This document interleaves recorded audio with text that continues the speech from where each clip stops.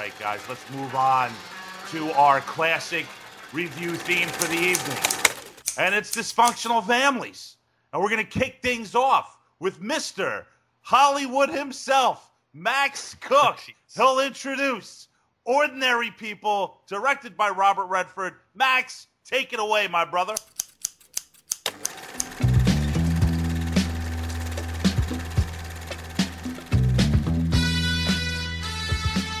He's got the keenest nose for jellied panties either side of the Rio Grande. He may be crazy as a loon, but he ain't no crook. It's the mad chef himself, Mr. Max Cook.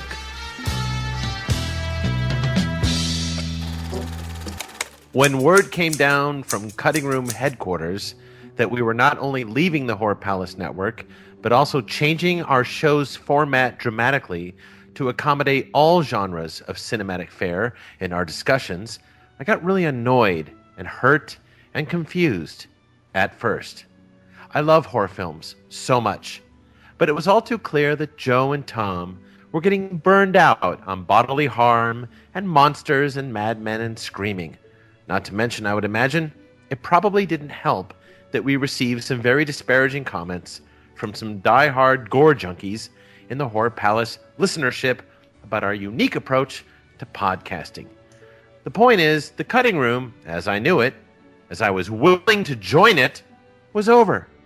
And just to add insult to injury, Tom goes ahead and assigns 30 minutes or less, The Squid and the Whale, and for the love of Christ, Robert Redford's Ordinary People, as the first films we are to review for the kickoff reimagined cutting room show.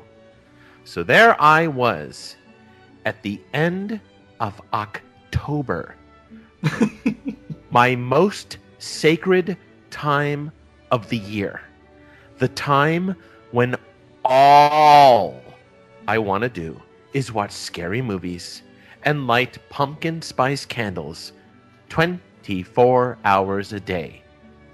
Instead, being forced, against my purest impulses, to watch not one, but 2 movies starring the kid from The Social Network. Because nothing says Halloween, Tom, like Jesse Eisenberg. Halloween's over, Max.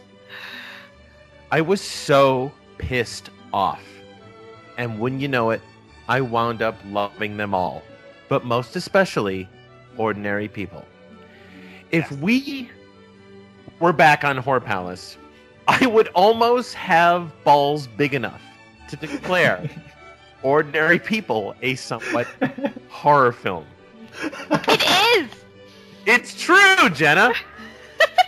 The unease, the discomfort, the dread, the sadness, the pain I felt for this imaginary but oh so realistic family was overwhelming.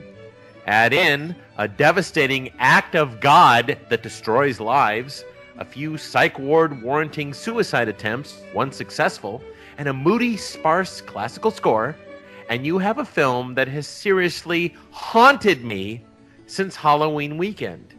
Shit, Redford even sticks in an actual trick-or-treat scene just to keep Max Cook happy. The Jarretts, the family depicted here, suffer in ways most of us can't imagine. But I can, because I've lost immediate members of my family. My father, most devastatingly. He was a cop who died in a violent auto accident a month and a half before I was born. And so even though I never had the good fortune of being raised by my daddy, much less even knowing the man on any personal level whatsoever, I did witness my other family members place blame on each other from time to time for my father's loss. I am also not nearly as close to my mother as I have always wanted to be, and I saw a lot of myself in Tim Hutton's blistering performance of Conrad Jarrett. Young, angry, suicidal, keeping a paperback copy of Fear and Loathing in Las Vegas always within reach. But with my mother versus Mary Tyler Moore's Beth, It was more about how much she saw of my father in me as I grew up. And so, I think, it was never easy for her to fully embrace me as wholeheartedly as she did my baby sister when she came along 15 years later. I was always akin to the most painful, most tragic experience of my mother's life. And let me tell you, it has been a sincere cross to bear. I do love my mother so, but I always wish... I do love my mother so. But I always wish... Oh, I'm sorry. I do love my mother so. I do love my mother so. I do love my mother so. But I always wish I felt more love from her. You're having a lot of trouble with that line. Wow, that is something that you're having trouble with that line. She tried. God knows she tried. And so even though Beth comes across as hateful at times, and she does, you really find a place within yourself to feel for her and to forgive her, the cold, selfish cunt. The performances in Ordinary People are nothing short of breathtaking. You really do feel like a filthy voyeur peering in uninvitedly on this tortured clan when you absolutely should not be there. Much like a ghost, if this were in fact a paranormal horror film. Shit, maybe you're even dead, brother. Bucky's ghost, watching your nearest and dearest crumble without you, and helpless to do a damn thing about it. I kept forgetting this family was not for real. You are in their memories, at their dinner table, attending their insufferable parties with them, and even at their therapy sessions. Robert Redford has never, as an actor or a director, made a better film, in my opinion, than Ordinary People. And I fucking pray Tom doesn't assign the Milagro Beanfield War next fucking Halloween. First of all, Max, that was beautiful and poetic and romantic, and that was wonderful what you wrote about this film. And I give Max's review 5 stars. Hey, listen, I really love this movie, like from the bottom of my heart. And I broke down at the end of this movie, in front of my fucking roommate. I had to go in my bedroom and cry at the end. I mean, it just was. It's just too emotional. It's too, like you say, Max. This movie is just too. It's real. It's too real. And you feel like you are there with that family, watching, their horror, like true horror. And Jenna, you're right when you say that this is borderline a horror movie. Well, my friend who listens to the show actually was like, "Oh, what are you doing for the first non-horror format?" And I was like, "We're doing Ordinary People and The Squid and the Whale." And he goes, "Well, those are both kind of horror films." It's interesting. And then Max brings up an even more interesting point. And if you could take yourself, for a second and think that you are watching this family through the eyes of the dead son, which is a real brilliant look at it, Max. Mm-hmm. That is really brilliant. And to think that there's a possibility that you could think that this is a paranormal film in that sense. And Max, those are some really powerful points, man. And I am so happy that you enjoyed this movie. And I'm moved by what you said about it, dude. That's from cool. the bottom of my heart, dude. Because I love this movie. And, I love both these movies that we're discussing tonight a lot.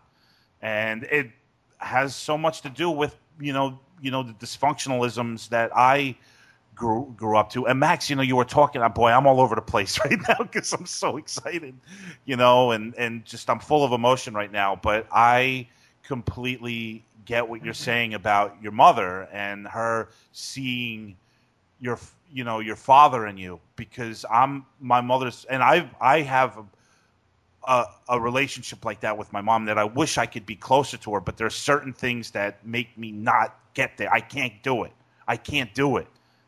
From so many things that happened in the past that I was subjected to. And it's really hard for me, like when I go to give my mother a hug, I don't, I'm not there. You know, I'm not really giving her a hug. I've never, as an adult, I've never given my mother a hug.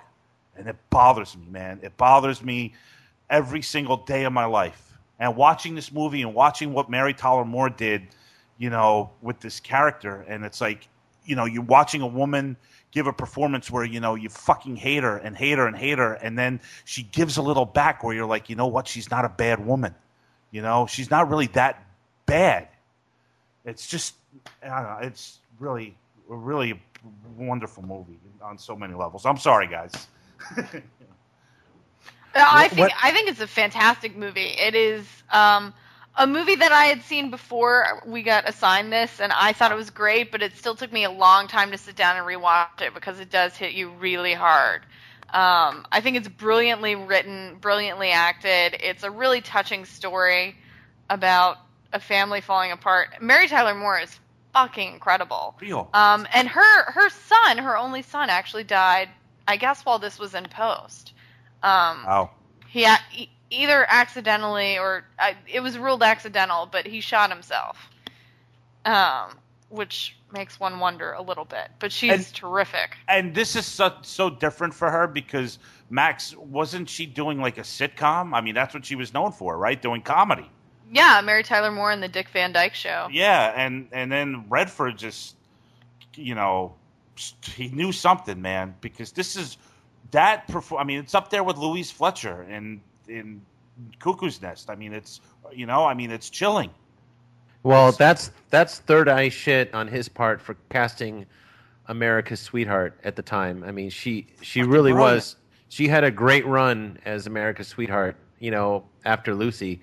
And you didn't know that Mary Tyler Moore had the chops like this, you know, coming from the world of television. Mm-hmm. But boy, did she deliver something truly astonishing. She really did, yeah. Joe, how about that? I'm sorry, Tom. That's all right. Joe, you know, Max and Jenna and I were babbling. No, I didn't want to put my dumb voice in the middle of that. It was really beautiful, and your review was really beautiful too, Max. And I mean, I wrote down a few points to just hit on what you were saying. I think that it's funny that all films, I think all great films have some element of horror, because to make a great work of art, honestly, and it's funny that I think we'll leave this particular absurd cross to bear about justifying horror behind soon enough. But on this first show and our transition show, I guess it's appropriate enough. But I think that all great works of art incorporate some element of horror, because all great works of art show at once, in the same moment, every single human emotion, and that spans from love to fear to joy to everything that you can have, you know.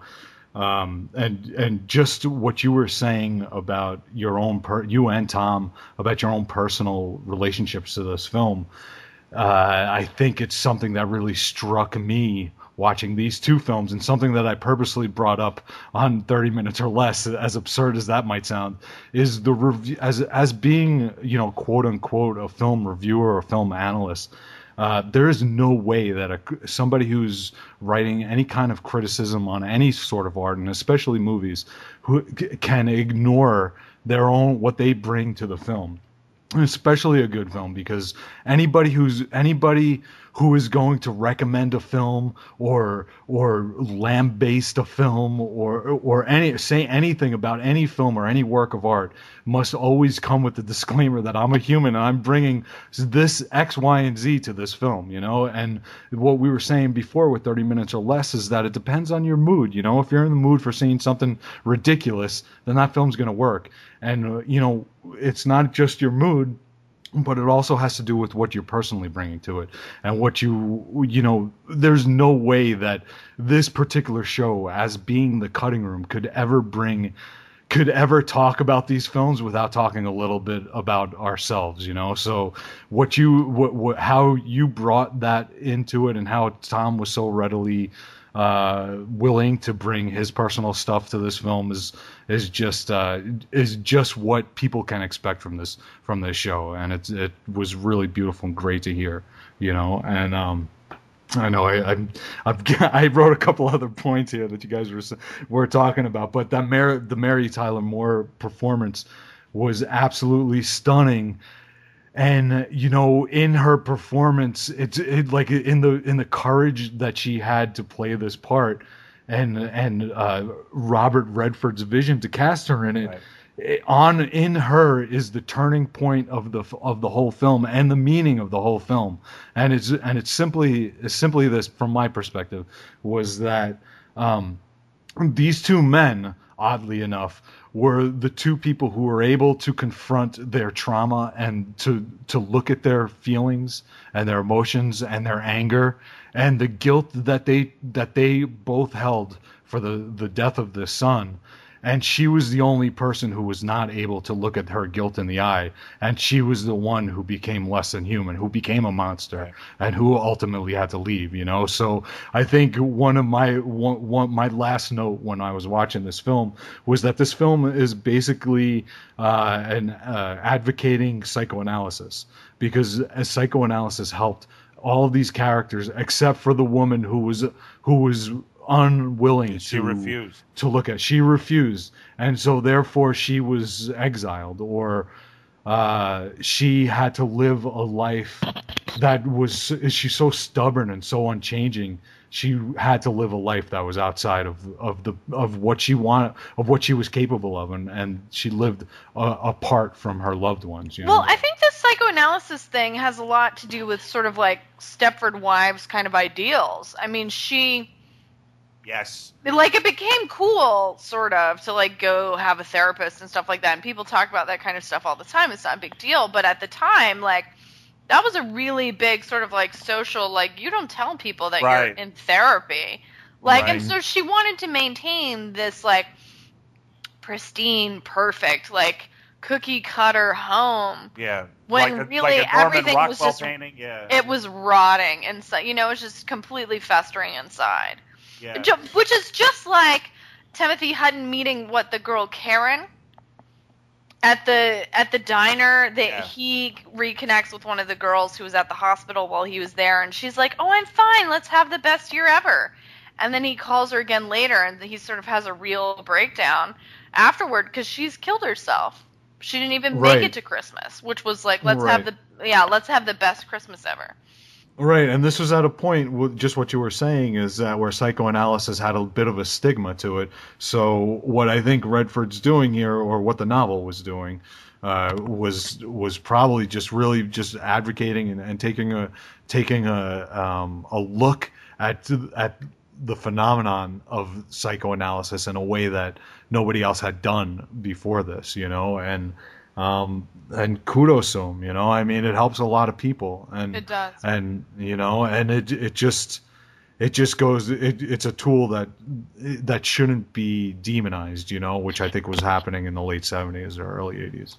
Yeah, and it's funny, we talk about like Mary Tyler Moore, him casting her, and how insanely popular she was as America's sweetheart, but like also what's interesting too with Redford is casting Judd Hirsch, who was like, who had the #1 sitcom, in the world at that time, with Taxi. And it just seemed to me that Redford knew exactly what he wanted to do, and who he wanted to reach a wide audience. And he knew that it was going to come down to not only casting, but to make the cast work as well. And he does it brilliantly. This is the first movie that Redford directs, and it's probably, Joe, close to perfection.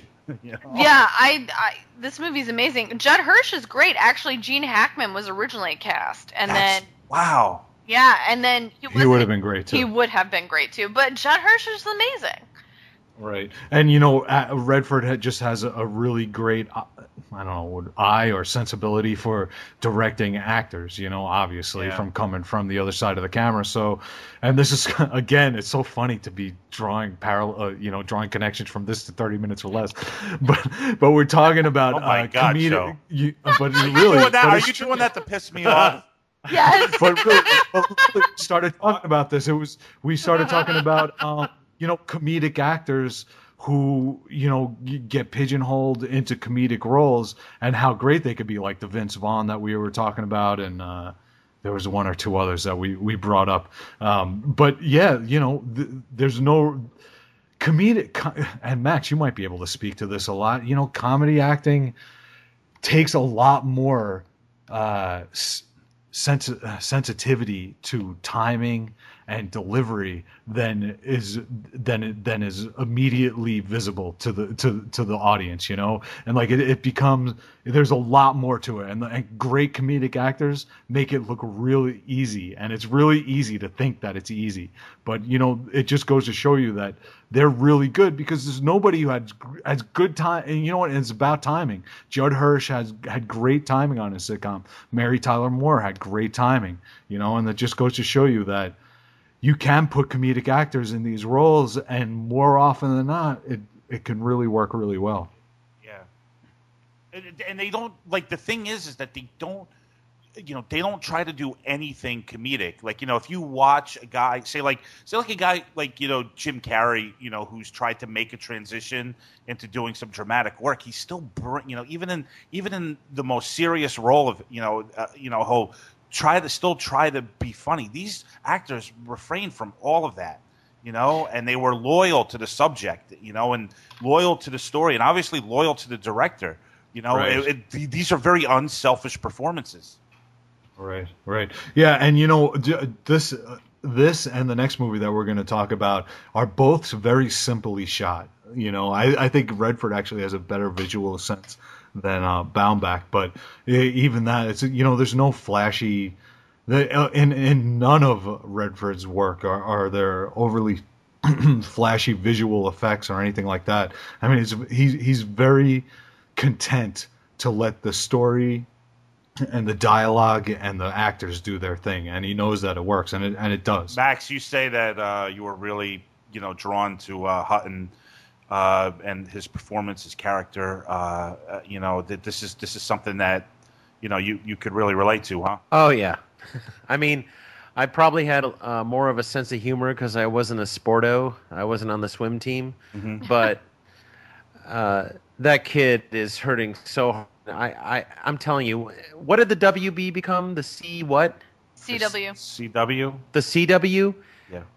You can give me 50 fucking CW young actors, and they will never come close to what Hutton achieved in this film. I seriously was in awe. And I got to tell you something. Because of the fact that I've been having a little back pain or whatever, I can't really sit up at my desktop. This is the first time I've ever watched a film on an iPad. And I really resented it because I don't believe in watching films in little boxes on devices. But the film was so powerful, I didn't think twice that I was watching it on an iPad. I seriously, snapped out of it. Oh, I'm sitting here with this little flat thing in my lap, with tears in my eyes. And I'm thankful for this device because I can't obviously get the disc from Netflix, can't get it anywhere else. And most of it, well, I would say not most of it, but at least 70% of it had to do with Hutton. His eyes. The scene where he can't say, where his friend, he just punched out My Bodyguard. Yeah, Adam Baldwin. Right, and he's in the car. Ricky Lenderman. Yeah. And the friend comes in and says, "What the fuck, man? We were the best of friends." And he goes, "I'm sorry. It hurts to see you. Get out." Man, that's because him and Bucky and that kid were the best of friends, and he can't even look at it. There are so many crushing scenes. It's worse than a nutcracker crushing like a fucking walnut or whatever. I mean, the shells are all over the place. I can't even handle Donald Sutherland. I mean, he is so beautiful in this. He's so just trying and figuring it out, and then he's the one that has the balls to face it. He's the one that has the balls to sit there with Judd Hirsch and denounce psychiatry to Hirsch's face, only to turn around and say, "The reason I'm here is because I have problems and I need to talk to someone." Right. Yeah. Or talking about those human moments, Max, where, there's just some detail in a film like this, and even in The Squid and the Whale, where it's so obvious that it's coming from real life. It's you get those crystallized moments, and that moment toward the end of the film where Sutherland's talking to his wife and saying, I'm sitting here thinking that I don't love you anymore. I'm not sure that I love you, and I don't know that if I could deal with that. Like, there's just, I mean, the truth of that moment is just, like, it's not, like, he's hurting because he doesn't know if he can love her anymore. You know what I mean? Yeah. Like, there's something, really profound. Yeah, and it's all subdued because, like, he talks to her. This is what the freaking dialogue is just so great. He talks to her about the shoes, right, that he was wearing to the son's funeral. All right. And this is what they're talking about. You know, they're just talking about something just so obscure. I mean, you know, something so weird. I mean, this writer just throws this scene at you, and this scene that scene could be just so cliched and boring. But instead, you know, Sutherland's sitting in the garage, and he's thinking to himself about his wife, worried about shoes that he's going to wear to his son's funeral, and that puts, and for some reason, everything. Well, sure, man, because it's so big, it's such a small moment, and this is what's so great about being, or just the human life, is that it's something. Those small moments are the most profound, you know, because he's saying, I'm going to my son's funeral, and you're asking me about the shoes or shirt or shoes that I'm wearing. I think it was shirt. Shirt, yeah, I thought it was a shirt too. I'm sorry. And I don't know why why are you worried about, and right in that little detail is the crux of the whole film, because she can't deal with the death. All she could deal with is the surface. And that's what psychoanalysis is about diving deeper than, you know, the shirt. You know, you go deeper to the shirt to find out what's wrong, you know. So in that one tiny human moment, Tom, you have the whole human tragedy that's being presented here, you know, and that's what it's such a brilliant moment, you know. Yeah, this movie from beginning to end is just filled with brilliant moments, man. And listen, I'm so glad that it affected everybody on the show. I've been adoring this piece of work since I was a kid. I remember when I was a kid, before I knew anything about films, you know, truly, an uncle of mine was watching Ordinary People. I mean, I must have been 9 or 10 years old, and you know, he's watching that scene, Jenna, you know, that you brought up before in the diner with Hutton. Yeah, Hutton and what's her name? My uncle says to me, I'm 9 or 10 years old. He's like, look at what's going on right here. It's real. He was telling me this. He's like, this is real. It's like, you know, he was just so blown away by it. And as I grew older, I just kept coming back to it and back to it and back to it. And I hadn't watched it. I mean, I own the film, but I hadn't watched it in years. And man, I'm just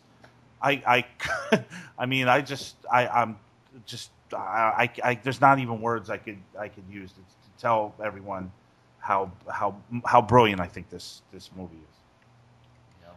It's a real testament to filmmaking. I mean, it's over 2 hours long, first of all, which is very long for. Yeah, it is. It is. But all of it is engaging, and it does. There are elements of, you know, someone you know or someone you've dealt with or yourself, and in this movie, there's no way you haven't met people who are like these characters, who have been through experiences like these characters. And it's true, the screenwriting is so great that the little details make so much difference, and it just, you know, instead of thinking large scale, they're thinking just minutia, and it just works so much better. Well, this film won Best Picture, and Max, we all know young Timothy Hutton won an Oscar for Best Supporting Actor, deservedly so, right? Mm-hmm. Again, and I'm a huge Timothy Hutton fan. You know, I love Taps, and I even have a heart for little silly things that he's done, like Turk 182. I'm serious. I do. I like Turk 182. I like that movie too. And it's Turk 182 is it's directed by Bob Clark, you know, who did Porky's and From the Hip and stuff, and just, you know, this guy's a really, really good actor. And I was thinking to myself, I'm like, he does a show, Joe, right? You had Artie Mann on the cutting room. A show, she was on a show called Leverage that he stars in. And I think I need to get like a steady diet of Timothy Hutton going in my system. I might check out his show. I might have to go back and look at Turk 182. I remember that was one of the films a lot of that fun. I used to watch a lot. But you know what? Watch him, and again, you know, you want to watch him. I mean, nothing. No, listen, Ordinary People. His performance in Ordinary People. I mean, it's beyond what most people could do, and you know, that's a once in a lifetime performance. But hey, you know, Taps, you know, a film that he did like a year later with Sean Penn and Tom Cruise. Ronnie Cox is in the film. George C. Scott is an emotional roller coaster as well. And Sean Penn at that time, you know, was just coming off Fast Times at Ridgemont High. And, you know, we were talking about typecasting, you know, where actors kind of just wind up doing, you know, these same characters over and over again. You know, Sean Penn, you know, he could have just been Jeff Spicoli for the rest of his career. But, well, Sean Penn actually started with that film Bad Boys. Do you remember that one? Yeah, Bad Boys, right. Oh, yeah, like that was a pretty dramatic role. So he had a good foundation before Spicoli. But he does this, you know, again, you know, from going from Fast Times at Ridgemont High, and then he does Taps right after that. Like he sets the bar for himself, you know. Right. Like, you know, and you know, like Redford, who started in acting, always had a yearning to get on the other side of the camera and direct, you know, and it's just you notice it time and again, people.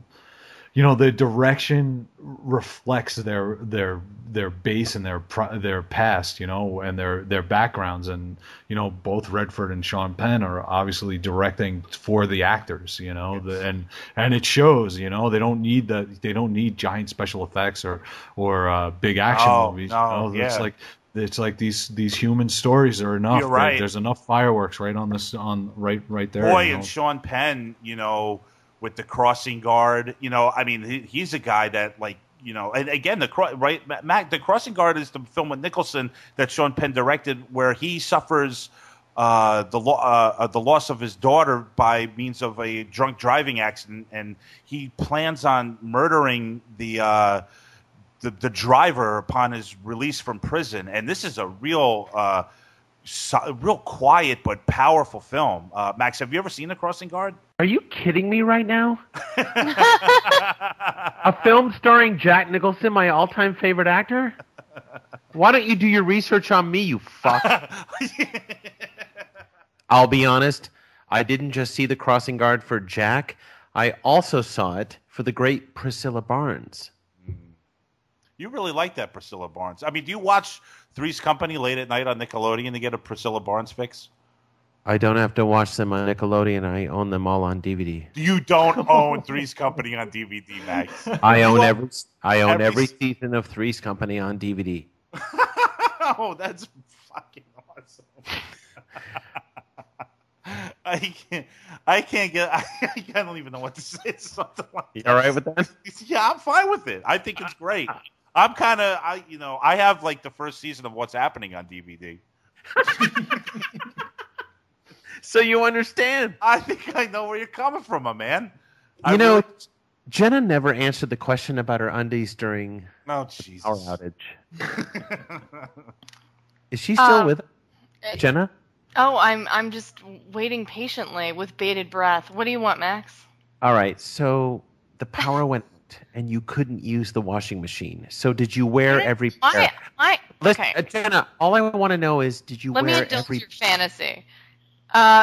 Since the power didn't go out of my neighborhood, I decided, because I needed to suffer during the hurricane, that I would hand wash all of my undies. Oh my God. And wash.